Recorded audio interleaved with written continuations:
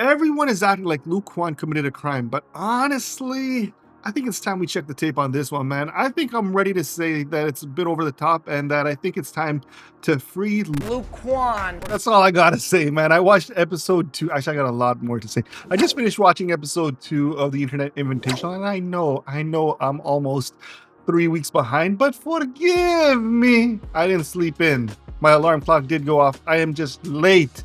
And it's something that I can relate to, man. Look, I'm someone who sleeps with 4 alarm clocks, and they're like half an hour paced, and I just need, I'm a deep sleeper, it happens.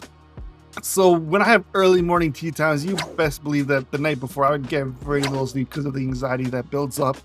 So when Luke Kwon slept in, that was one of the most relatable things. People are like, well, he's 32, 33 years old. It's, you know, grown up hours. Look, man, I don't know what's going on in Luke Kwon's life. He said he was traveling the fact that he's jet lagged, easily relatable. I was like, look, man, I understand where he's coming from, but this guy was made out to be this absolute villain who doesn't care about golf. I don't think that is true, and I'm saying this just as someone who observes and watches Luke Kwon on YouTube. Me and him have you know, the epitome of a parasocial relationship.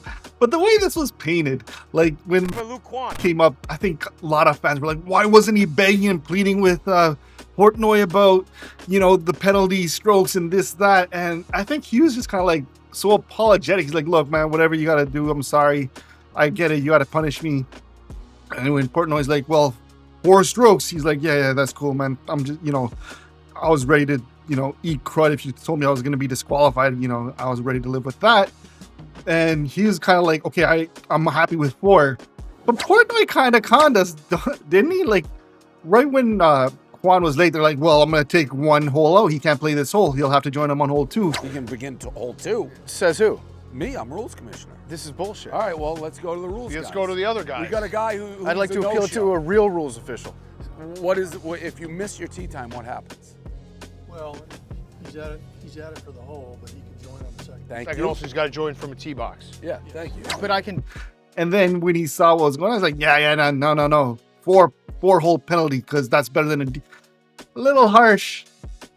But hey, it happens. It happens. And I think a lot of people are also mad at Luke Kwon because they're like, yo, why is he banting with PFT the way he is? Why is he being so disrespectful to PFT? Do it, but just get it rolling. I don't think That's you great. can do it. I Rolling love over this. here. I love the confidence. I don't Well, think you can do it. Right out to it's gonna go just a tiny bit to the right. Yeah, a little bit to the right. Okay, that's all I need to know. How can I have confidence? Look, did you see his last putt? I didn't see that at all. Like when I saw that banter, I saw a guy who saw a tense situation and was trying to cut through that tension by being himself and saying things that maybe in his friend circle people would laugh at. In my friend's circle, it's that dry humor is the kind of stuff that gets us through, man. So I think he was just trying to make light of a pretty shitty situation all in all. And look, the team lost 8-4, and For Luke Kwon. being there, yeah, 7-4, 7-5 doesn't change the complete outcome of this day, though. This didn't fall on Luke Kwon, right?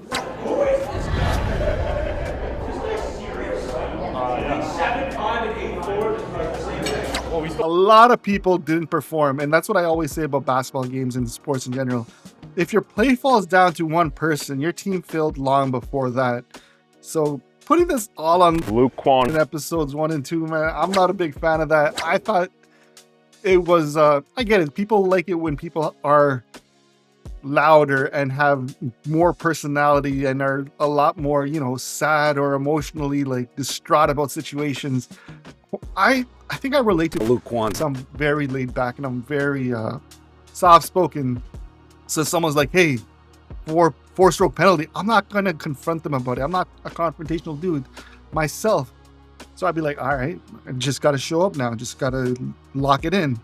You know, I'm not gonna fight you about the penalty. I'm not gonna sit around and appeal it. I'm gonna just try and be better and do what I can control. I feel like Kwon got very much what can I control in this situation? I can control how I play from here on out. I think he killed it from here on out. And I think PFT needs his flowers in all this, man. PFT, being a high handicapper that he is said to be, I don't believe it. I think he plays way better than a 20 handicap. As someone himself who has a pretty high handicap.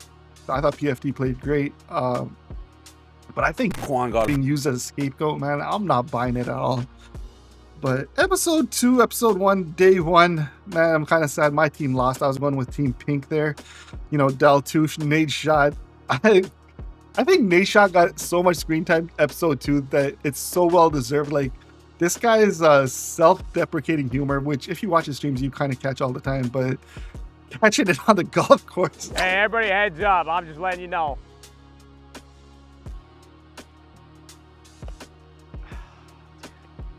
All right, that's you. God damn it. Shit, can I use your... I loved it. I think Nadeshot stole the show. Daltoosh, I said, was one of my favorites going in my last little post about this. And he didn't disappoint episode 2, man. When they were trying to get under his skin and like trying to chirp him, he's like, dude, this is my side gig. You think you're going to chirp me on my side gig? I'm playing pretty damn good for my side. Like the fact that he reiterated that to them. No, this is my side gig, dude. There is 120 This is like my side job, and I'm in the same venue as you. Doesn't that feel shitty? I'm a gamer.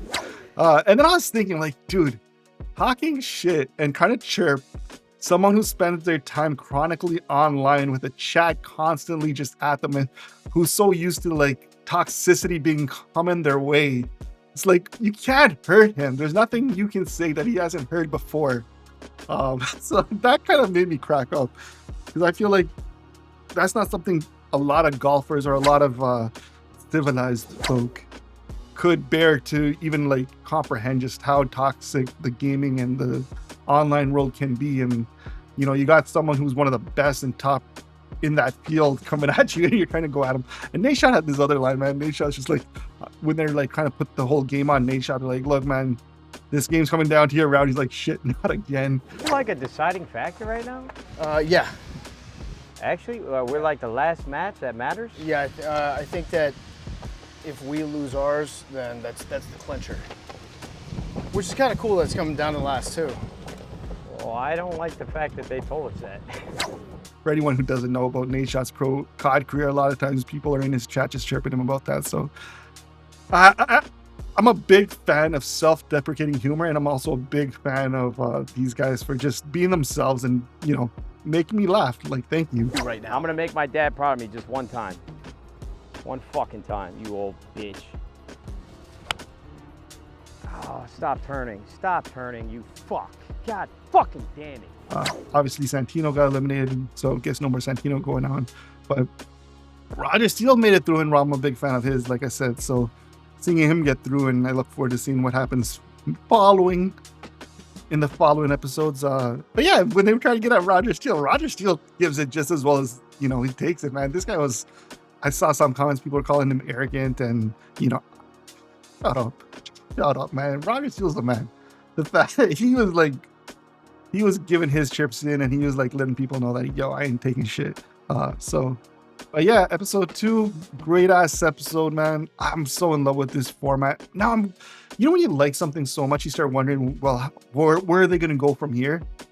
I'm already thinking about like, yo, what happens at next year's Internet Invitational? Who do you invite?